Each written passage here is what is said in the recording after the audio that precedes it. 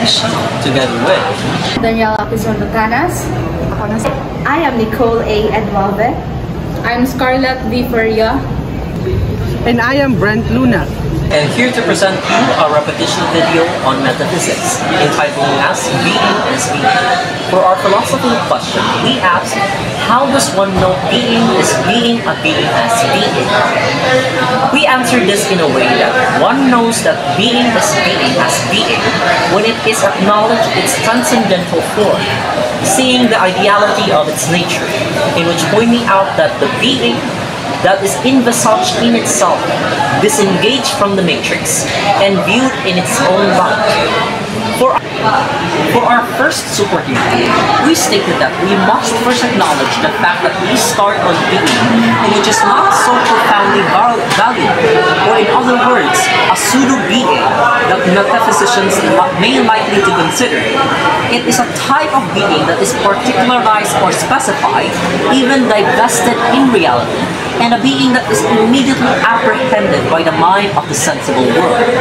For our second supporting claim is that we stated, knowing the being that we ought to find, then a being as being is by knowing the nature of its ideality, that of which is inapprehensible in the analysis of the sensible world.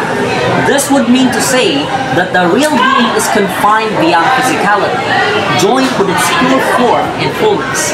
And for our last and third claim is that the way that one knows that being is being a being as being is by developing a habitus, part of the philosophical attitude that a metaphysician must practice, therefore opening oneself to all aspects of being's fullness and identify as to what type of intelligence. First objection. If true being is disengaged from the matrix or the sensible world, how is the human mind, which is physically located and receives all its original information through the senses, able to access this non-physical transcendental realm? Your claims require an unverifiable leap of faith. Objection number 2. The term being's fullness or ideality is just an abstract name or a fatuous voice, a breed of voice that we impose on a collection of similar particular things. There is no actual existing universal idea of being outside of the language and thought of the observer. Objection number 3. Your thesis possesses a statistic, eternal, pure form of being. However, all observable reality is characterized by constant flux and change, becoming, if true reality is changed, then a statistic being as being is an illusion or at best an inadequate description of the real. Your first objection, I answered that the power of reason.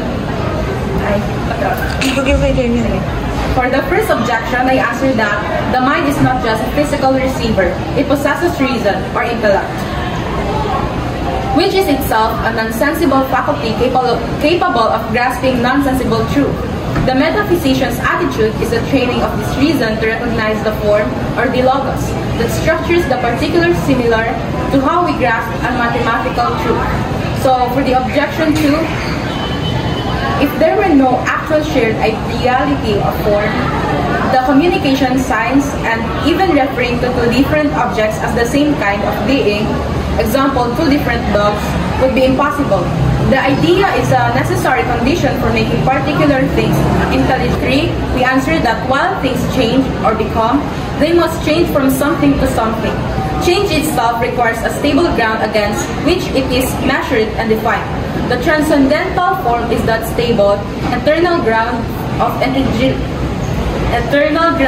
intelligibility that makes change meaningful rather than pure chaos. Example number 1. The formula for a perfect circle is true and known by the intellect, yet no physically drawn circle is ever perfectly round. Knowing the drawn circle as a circle is not acknowledging its relation to the transcendental form defined by the mathematical idea. Example number 2.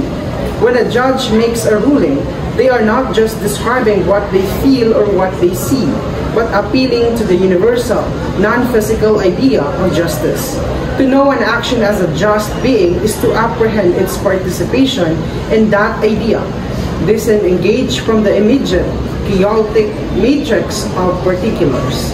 And for the last and third example, knowledge of necessary truths like the principle of non-contradiction.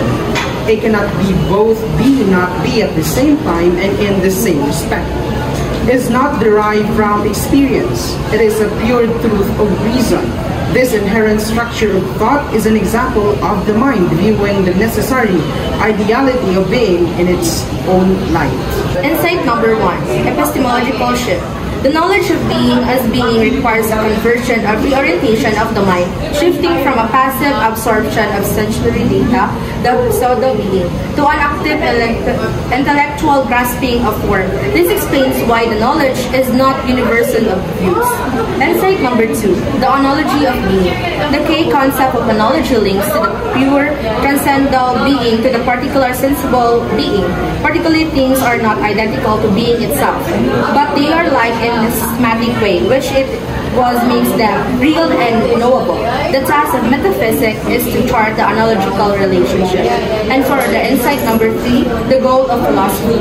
The entire process of answering the question is synonymous with the metaphysical enterprise itself. It is an attempt to understand what is the most real and most knowable, the fulfilling the human drive to the transcendent, the immediate, and temporary.